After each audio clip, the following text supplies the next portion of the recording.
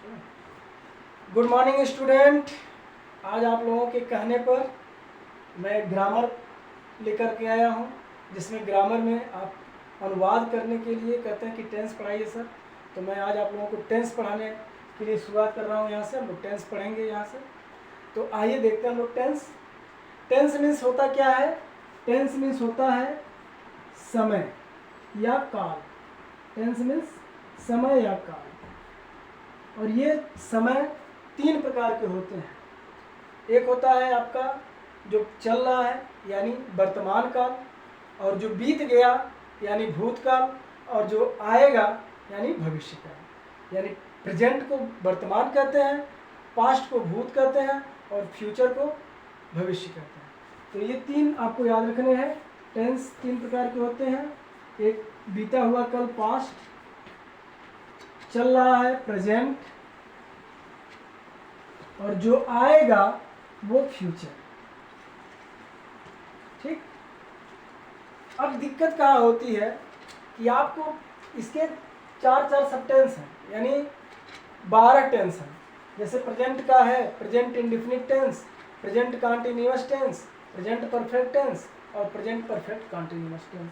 उसी तरह से past indefinite tense, past continuous tense, past perfect tense, और past perfect continuous tense. Future का future indefinite tense, future continuous tense, future perfect tense, future perfect continuous tense. अब दिक्कत कहाँ होती है कि आपको पहचान करने में दिक्कत होती है, क्योंकि हिंदी में ये आपका वाक्य रहता है और इसको इंग्लिश में बनाना होता है। तो पहले सबसे पहले आप 12 टेंस को छोड़िए, पहले ये पहचानना जानिए कि प्रेजेंट टेंस को कैसे पहचानेंगे। प्रेजेंट का कोई चारों हो, लेकिन आप जानेंगे प्रेजेंट का है तब न खोजेंगे आप कि इंडेफिनिट का है, कि प्रेजेंट कंटीन्यूअस का है, कि प्रेजेंट परफेक्ट का है, तो प्रेजेंट परफेक्ट कंटीन्यूअस का है। तो प्रेजेंट का कैसे है? तो है शब्द लास्ट में रहेगा। है, हूँ, हो। ध्यान दीजिए, है, हूँ, हो लास्ट में रहेगा तो प्रेजेंट है। था, थी, थे लास्ट में है तो पास्ट है, और गा, गेगी है तो फ्यूचर है। सिंपल सा, इनको आप याद कर लीजिएगा। अब हम लोग कुछ चीज़ें इसमें इंपॉर्टेंट पढ़ेंगे, क्योंकि अब इसके बाद हम लोग शुरू करेंगे पहला टेंस जो 12 टेंस है, प्रेजेंट इंडेफिनिट टेंस। लेकिन उसको पढ़ने से पहले कुछ इंपॉर्टेंट बातें हम लोग यहाँ पे कर लें। सबसे पहले टेंस में आप किसी भी टेंस को पढ़ेंगे, 12 टेंस में से पहला टेंस उठाएंगे तो हर टेंस में आपको 4 सेंटेंस पढ़ने होंगे। 3 सेंटेंस आपको कंपलसरी है। जैसे अफर्मेटिव, फिर नेगेटिव, फिर इंटरोगेटिव। ये 3 सेंटेंस आप पढ़ेंगे तो आपका उस पर जो है कमांड बनेगा सेंटेंस पे, वाक्य बनाते समय। तो सबसे पहले हम लोग कुछ ज़रूरी बातें कर लें कि किसी भी सेंटेंस को बनाएंगे तो कुछ चीज़ें आती हैं, जैसे सब्जेक्ट। सब्जेक्ट को हिंदी में हम कर्ता बोलते हैं। कर्ता यानी ये सब्जेक्ट 2 प्रकार के होते हैं। एक होता है सिंगुलर, एक होता है प्लूरल। प्लूरल यानी बहुवचन। ध्यान दीजिएगा, मैक्सिमम टेंस में सिंगुलर ही, सी, इट, ही, सी और इट अथवा नाम को हम सिंगुलर बोलते हैं। मैंने कहा मैक्सिमम टेंस में, सभी टेंस में नहीं, कुछ टेंस अपवाद है। और प्लूरल में आई, वी, यू, दे प्लूरल में आते हैं। ये मोटी मोटा आप समझ लीजिए, आई, वी, यू, दे प्लूरल में आते हैं, सिंगुलर में ही, सी, इट, नेम आते हैं। प्लूरल में 2 नाम भी आएंगे, जैसे राहुल और सोहन। ठीक। तो ये हो गए आपके सब्जेक्ट, सबसे पहले आएंगे। फिर सब्जेक्ट के बाद हेल्पिंग वर्ब की बात होगी। हेल्पिंग वर्ब जैसे है कि अंग्रेजी, डू, डच, डिड, विल, शैल, इन सब का जब यूज करेंगे तो उसको हेल्पिंग वर्ब बोलेंगे, सहायक क्रिया जिसको बोलते हैं। इसके बाद आपका आता है वर्ब। वर्ब की बात होगी, और फिर बात होगी ऑब्जेक्ट की। ठीक। इन 3-4 चीज़ों को आप समझे रहिए। इन्हीं शब्दों का मैं प्रयोग करूंगा हर टेंस में, तो उसको आपको समझना जरूरी है। सबसे ज़्यादा जरूरी है सिंगुलर प्लूरल, क्योंकि इसी पे रूल बनेंगे। ठीक। तो आगे बढ़ते हैं हम लोग। आइए देखते हैं हम लोग present indefinite tense. Present indefinite tense की पहले हम लोग पहचान देखेंगे। यानी अब आप यहाँ से खूब बढ़िया से समझते चले जाइए। पहले वाला जो स्क्रीनशॉट ले लीजिए, उसको भी नोट कर लीजिए। अब हम लोग पहला टेंस प्रेजेंट इंडेफिनिट टेंस, जिसके लिए यह वीडियो बन रहा है, पहला वीडियो मेरा। दूसरा वीडियो में आप अगले टेंस को पढ़ेंगे, पहले वाले में इसमें प्रेजेंट इंडेफिनिट टेंस को पढ़ेंगे। प्रेजेंट इंडेफिनिट टेंस में यानी प्रेजेंट है तो है शब्द रहेगा लास्ट में, हूँ शब्द रहेगा, लेकिन इंडेफिनिट है तो और क्या रहेगा, क्योंकि कंटिन्यूअस में तो इससे अलग होगा, तो इंडेफिनिट है क्या रहेगा, इसको पहले हम लोग देखते हैं। तो पहचान इसमें आपका ये होगा, जिस वाक्य की क्रिया के अंत में, ध्यान से समझिएगा, जिस वाक्य के क्रिया के अंत में, वाक्य अंत में नहीं, क्रिया के अंत में ता है, ती है, ते है, ताहूं, ये शब्द आता है, उसको प्रेजेंट इंडेफिनिट टेंस का वाक्य कहते हैं। है के साथ ता रहेगा, जैसे वह जाता है, अब ये आप नोट कर लीजिएगा, ता है, ती है, ते है, ताहूं, ये आदि शब्द आते हैं तो वह प्रेजेंट इंडेफिनिट टेंस का वाक्य कहलाता है। एग्जाम्पल, वह पढ़ता है, वह पढ़ता है, क्रिया के लास्ट में ता शब्द आ गया तो आपका यह प्रेजेंट इंडेफिनिट टेंस कहलाएगा। आपको पहला यही काम करना है कि इसको समझना है वाक्य किस टेंस का है। तो आपको यहाँ समझ में आ गया कि वाक्य के लास्ट में ता है शब्द आ गया, यानी प्रेजेंट इंडेफिनिट टेंस का वाक्य बन गया। ठीक, अब हम लोग चलेंगे ट्रांसलेट की तरफ। अफर्मेटिव सेंटेंस, मैंने शुरू में बताया था कि 4 सेंटेंस, 3 सेंटेंस की बात करेंगे। तो पहला हम लोग अफर्मेटिव सेंटेंस यानी साधारण वाक्य कैसे बनाएंगे उसको देखते हैं। अफर्मेटिव सेंटेंस, अफर्मेटिव सेंटेंस यानी साधारण वाक्य। साधारण वाक्य बनाने के लिए मैंने कहा था रूल नंबर 1 की बात करेंगे, जो सिंगुलर सब्जेक्ट के लिए होगा। Rule 1 singular subject, singular subject के लिए बात करेगा ये।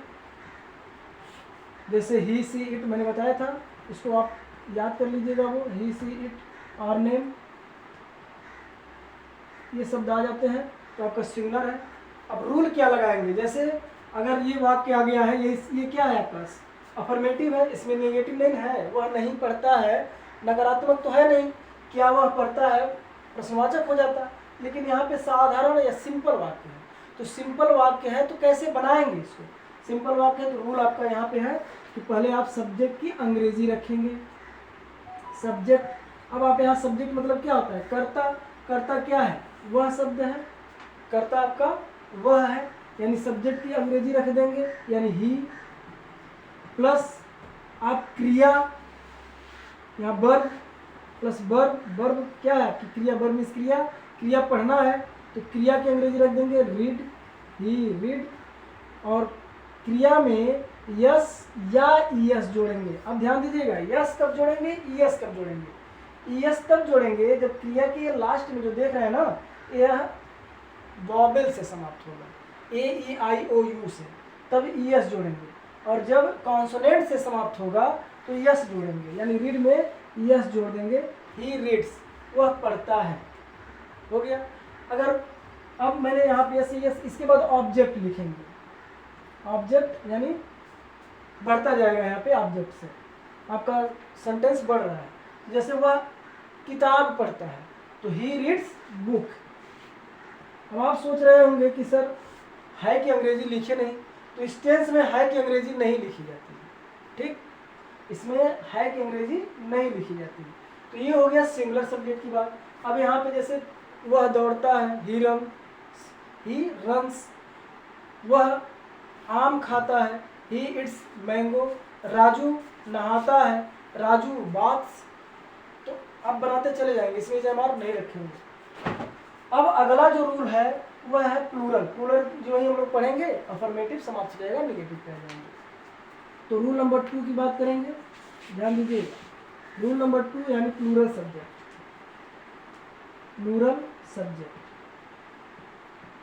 प्लूरल सब्जेक्ट में क्या मैंने बताया था, आई, वी, यू, दे, इसी से पहचान करेंगे ना कि ये प्लूरल सब्जेक्ट है, इसी से आप पहचान करेंगे प्लूरल है, और इससे आप पहचानेंगे कर्ता से कि ये सिंगुलर है। तो प्लूरल के लिए आपका सबसे पहले प्लूरल की सब्जेक्ट की इंग्लिश रखेंगे, सब्जेक्ट की, फिर आप रखेंगे वर्ब। अब यहाँ पे प्लूरल है इसलिए रूल तो चेंज होगा ना, तो इसमें यस है यस नहीं जुड़ेगा। अब इसके बाद ऑब्जेक्ट, ऑब्जेक्ट की इंग्लिश रखेंगे, जैसे मैं चाय पीता हूँ, तो I take tea, I take means लेना, मैं चाय पीता हूँ, यहाँ पे लेता हूँ, मैं चाय लेता हूँ, तो आई टेक टी। या तुम खाना खाते हो, तो यू ईट फूड, इट्स नहीं रहेगा क्योंकि प्लूरल है, तो यू ईट फूड, तुम आम खाते हो, यू ईट मैंगो, तुम आम खाते हो, यू ईट मैंगो। ये हो गया है आपका साधारण वाक्य। बढ़िया से इसको नोट कर लीजिए, आप नोट डाउन कर लीजिए। रूल आपका यहाँ लिखा हुआ है और यहाँ पे लिखा हुआ है, ये सूत्र है, फार्मूला है, उसको याद कर लेंगे तो आपका टेंस ये वाक्य बनता चला जाएगा। अब आइए निगेटिव सेंटेंस की तरफ, इस टेंस का निगेटिव, इसको स्क्रीनशॉट ले लीजिए। गुड।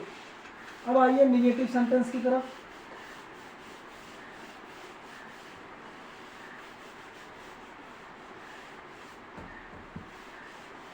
निगेटिव मतलब मैंने क्या बताया था, नहीं सर, नकारात्मक वाक्य। जैसे वह नहीं खाता है, वह नहीं जाता है, तो यहाँ पे नकारात्मक वाक्य आएगा, उसको निगेटिव सेंटेंस बोलते हैं। निगेटिव, ध्यान दीजिएगा इसको, निगेटिव सेंटेंस।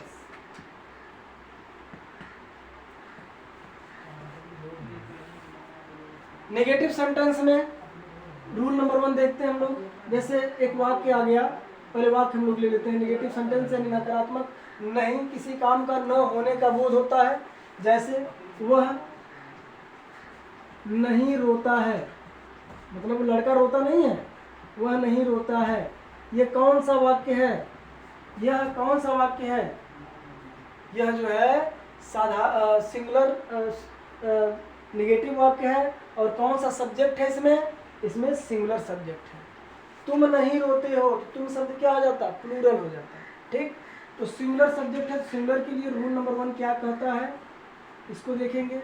पहले सब्जेक्ट की इंग्लिश रखेंगे, ध्यान दीजिएगा इसको, सब्जेक्ट की इंग्लिश। सब्जेक्ट कौन है, कर्ता, वह शब्द है, तो वह यानी ही लिख देंगे। सब्जेक्ट की अंग्रेजी रखेंगे ना तो ही लिख देंगे, प्लस डज नॉट लिखेंगे, ये रूल कहेगा डज नॉट, तो आप भी लिखिए डज नॉट, ही के बाद डज नॉट।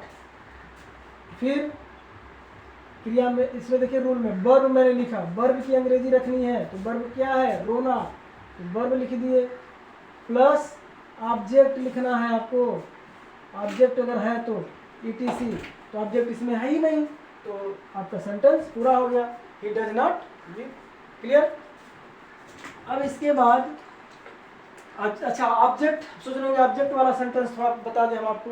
जैसे वह क्रिकेट नहीं खेलता है, तो he does not play cricket. Raju पेड़ पर नहीं चढ़ता है, तो Raju does not climb on the tree. तो ऐसे सेंटेंस आप बनाएंगे, Raju does not climb, Raju नहीं चढ़ता है ऑन द ट्री, पेड़ पर। ठीक, तो रूल नंबर 2 देखते हैं प्लूरल के लिए, तो आपका नेगेटिव समाप्त हो जाएगा। इसको समझते रहिए, लिखते रहिए। इसमें जैसे रूल नंबर 2 में आ गया, वे नहीं क्रिकेट खेलते हैं, तो वे शब्द आपका प्लूरल हो गया। देख, जैसे रूल नंबर 2 में सब्जेक्ट की अंग्रेजी पहले रखेंगे,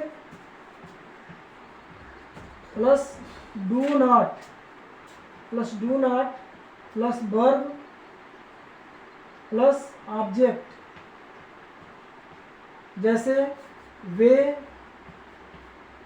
नहीं, छोटे छोटे सेंटेंस बनाइए, नहीं टहलते हैं, तो बड़े सेंटेंस में हम लोग बात करेंगे, टहलते हैं। दे डू नॉट, अब देखिए वे क्या है, यहाँ पे सब्जेक्ट है, करता है, तो सब्जेक्ट की अंग्रेजी पहले रखनी है, तो दे। फिर क्या कह रहा है रूल, डू नॉट रखिए। फिर वर्ब की अंग्रेजी, वर्ब क्या है, टहलना, वॉक।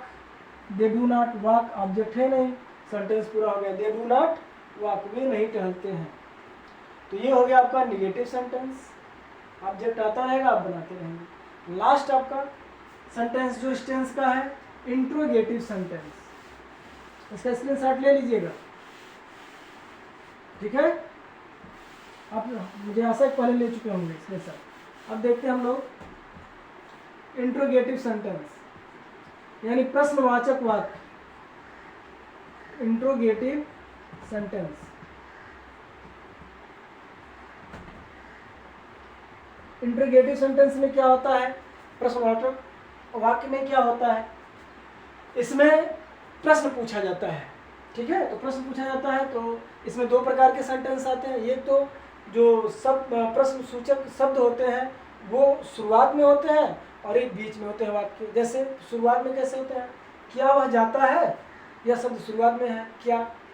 फिर वह क्यों जाता है, क्यों शब्द, वह क्या करता है, तो बीच में क्या क्यों आ रहा है, तो वो बीच में क्यों क्या आ रहा है उसको हम लोग इसके बाद कवर करेंगे। अभी तो पहले हम लोग समझते हैं कि सबसे पहले जो क्या शब्द आ रहा है उसको कैसे बनाएंगे। तो जैसे क्या राजू दौड़ता है, ध्यान दीजिएगा, क्या राजू दौड़ता है, इसको बनाएंगे, कैसे बनाएंगे। तो आपका रूल नंबर 1 देखिएगा ध्यान से। रूल नंबर 1 में आप क्या करेंगे, सबसे पहले आप इसमें डज रखेंगे। इसमें क्या शब्द की अंग्रेजी नहीं ढूंढेंगे, वाट नहीं लिखेंगे, कहीं भी डज लिखेंगे, प्लस सब्जेक्ट की अंग्रेजी रखेंगे, ध्यान दीजिएगा, plus verb plus object, PT से। अब क्या शब्द, यानी उसको ध्यान नहीं देना, हमको रूल देखना है। अब इसमें सबसे पहले क्या लिखेंगे, डज। क्या क्या चीज़ हमको हिंदी में मिल रहा है, डज, प्लस सब्जेक्ट क्या है, राजू, राजू मैंने लिख दिया, डज राजू। फिर वर्ब कह रहा रखने के लिए दौड़ना है तो run, does Raju run, object है नहीं, हमारा जो है बन के इंग्लिश में सेंटेंस तैयार हो गया। क्या राजू दौड़ता है, डज राजू रन। ठीक, अब क्या वे आम तोड़ते हैं, सॉरी तो प्लूरल हो गया, प्लूरल की बात करें, क्या वह फूल तोड़ता है, तो डज ही प्लक, डज पहले रखेंगे, ही वहाँ पे सब्जेक्ट है, डज ही प्लक क्रिया मतलब तोड़ना, pluck flower, does he pluck flower, क्या वह फूल तोड़ता है। तो ये हो गया आपका रूल नंबर 1 सिंगुलर सब्जेक्ट की जो बात कर रहा है। रूल नंबर 2 प्लूरल की बात करेगा। जैसे प्लूरल की मैंने बताया था, बार बार मैं नहीं लिखूंगा, आई वी यू दे, ये प्लूरल होते हैं। तो प्लूरल में आप सबसे पहले डू लिखेंगे, प्लस सब्जेक्ट की अंग्रेजी रखेंगे, प्लस वर्ब की इंग्लिश रखेंगे, ठीक है, प्लस ऑब्जेक्ट ईटीसी कर देंगे। ध्यान से समझिएगा इसको। अब एक शब्द आ गया, क्या वे फुटबॉल खेलते हैं, क्या वे फुटबॉल, आपकी देखिए ऑब्जेक्ट भी इसमें आ गया है, खेलते हैं।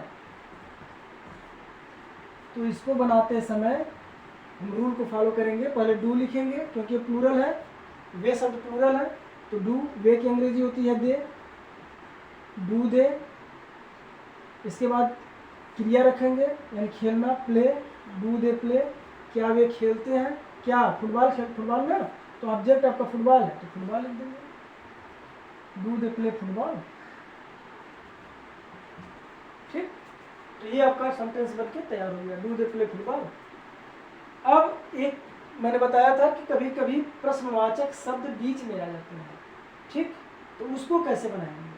अब मान लीजिए राजू क्यों दौड़ता है, अब क्या तो कोई सेंटेंस होता नहीं है, तो राजू को मैं यहाँ कर दे रहा हूँ खिसका के, ध्यान समझिएगा, बीच में इंग्लिश अगर आ जाती है, राजू क्यों दौड़ता है, भाई क्यों दौड़ता है, कोई पास करना है क्या इसको, भर्ती होती, तो ऐसा शब्द होता है ना, बोल देता है राजू क्यों दौड़ता है, तो कुछ नहीं करना, ये क्यों की अंग्रेजी पहले रख देना है, वाई, बाकी वही सेंटेंस रहेगा, वाई डज राजू रन। ठीक, ऐसे ही वे फुटबॉल मिटा दे रहे हैं, वे क्या तोड़ते हैं, सपोज दैट वे क्या तोड़ते हैं, आगे वे क्या खेलते हैं। फुटबॉल ने जैसे कोई पूछ लिया, अब वो पता नहीं था कि क्या खेल रहे हैं, तो क्या करेंगे उसमें, वे क्या खेलते हैं, फुटबॉल खेलते हैं, क्रिकेट खेलते हैं, चेस खेलते हैं, कोई पूछ दिया क्वेश्चन वे क्या खेलते हैं, तो अब इसमें भी कुछ नहीं करना, डू दे प्ले है, क्या वे खेलते हैं, अगर वे ये अगर क्या को बंद करके यहाँ कर दें हम, तो क्या वे खेलते हैं बन जाएगा, तो क्या पहले आ गया, लेकिन अब बीच में आ गया, क्या वे क्या खेलते हैं, तो अब क्या की अंग्रेजी हम पहले रख देंगे वाट, छोटा लेटर से जाएगा, वाट डू दे प्ले, वे क्या खेलते हैं। क्लियर, बीच में इंग्लिश आ जा रही है। और नेगेटिव, अगर क्वेश्चन में नेगेटिव पूछ रहा है कि वे क्या नहीं खेलते हैं, वे क्या नहीं खेलते हैं, तो आप सब्जेक्ट के बाद नॉट हमेशा लगा दीजिएगा। जैसे what do they not play, या राजू क्यों नहीं दौड़ता है, तो why does Raju not run. Clear, तो ये हो गया पूरा प्रेजेंट इंडेफिनिट टेंस। इस टेंस से मैं 4 सेंटेंस बोल रहा हूँ, जिसको आप नोट करिए। पहला सेंटेंस और उसको आप कमेंट में आंसर बताइएगा। वह चाय पीता है, इसका सेंटेंस बनाइएगा। पहला, वह चाय पीता है। दूसरा, तुम नहाते हो। अगला है, वह क्यों हंसता है, और क्या वे जाते हैं।